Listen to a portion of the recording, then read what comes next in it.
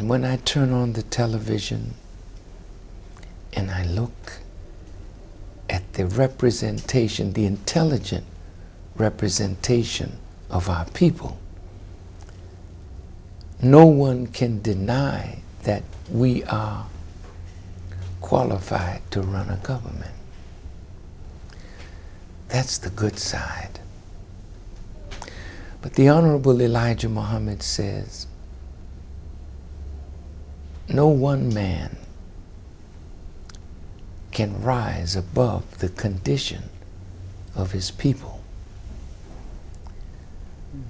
So the flip side of that is, when we look at the masses of our people, we're not going forward, we're going backward. When we look at the condition of our young people, the dropout rate in school, the lack of desire for learning, when we look and see how the enemy has made some of us exceedingly rich through our songs and our raps and our sport and our play, but he has made us rich,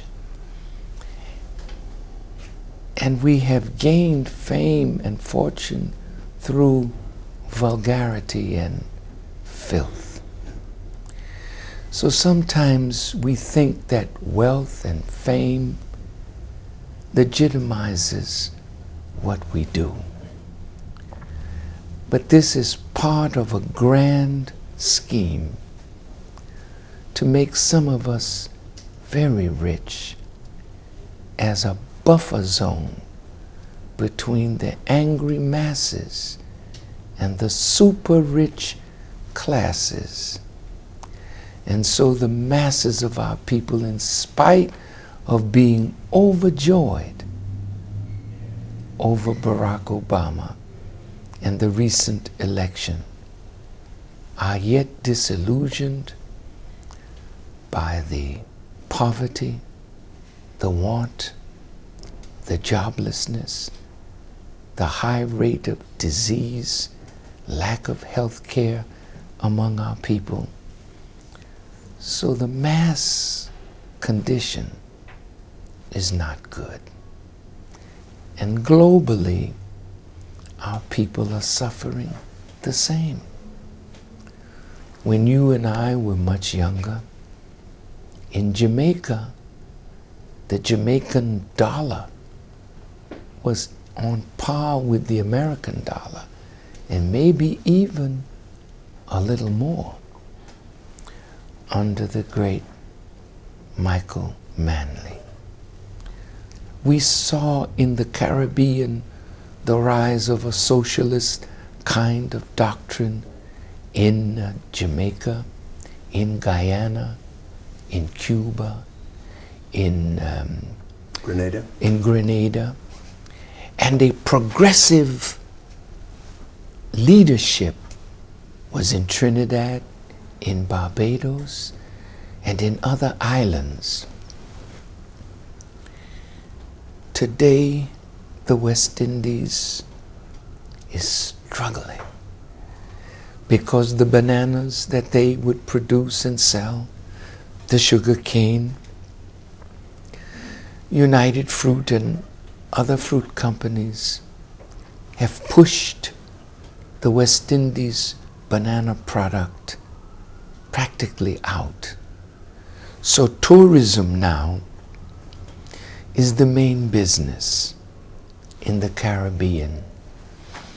Our people are dying there in unprecedented numbers because we don't grow our food. So our food has to come from miles away, and it is already doctored to make it look good when it reaches the marketplace. And our people are growing there in cancer, in diabetes, high blood pressure, AIDS, gang violence, drugs. So the Caribbean is suffering. Africa too is not the Africa that we knew in '57 with Kwame Nkrumah and Sekou Touré and Balewa and Nnamdi Azikiwe and all of the great ones. Coup after coup after coup. The education of Africa controlled by Europe, either the French in the Francophone countries, Great Britain in the Anglophone countries. The lack of development to feed our own population. So the Caribbean is rich fertily, but doesn't feed its people. Africa rich fertily, not feeding its people. Civil war.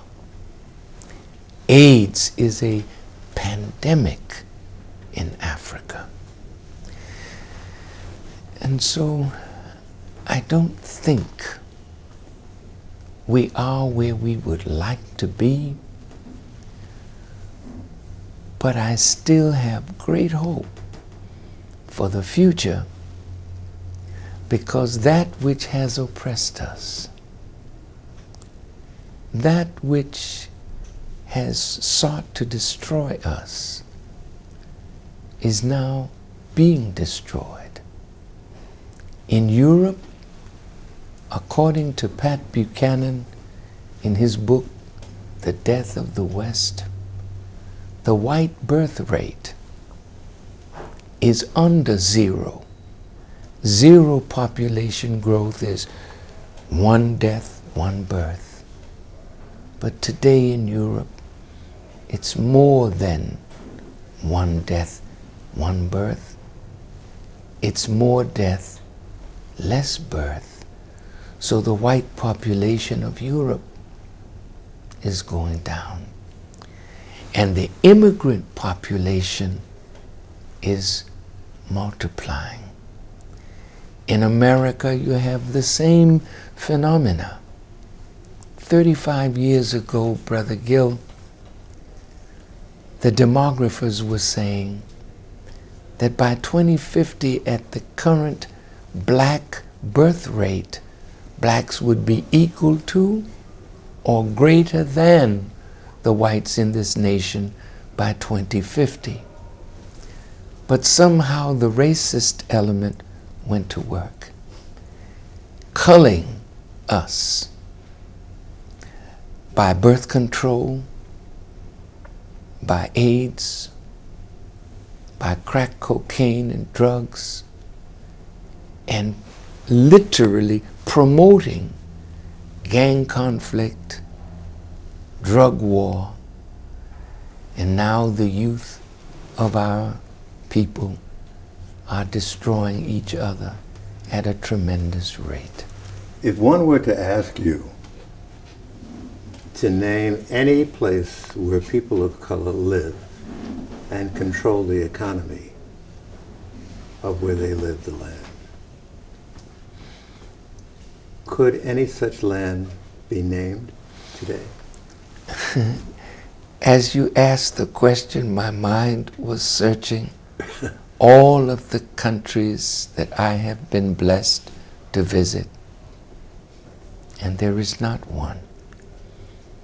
What I found in the Caribbean, black people were in the position of political power, while Arabs, Chinese, and Indians, and others were in control of the economics. Well, if you control the economics, you direct the politics. And so the politics of Africa is controlled by the economics. And I don't know whether you've seen this book, The Confessions of an Economic Hitman. But in this book, they talked about how they would go to African countries and offer them aid to tie up their natural resources.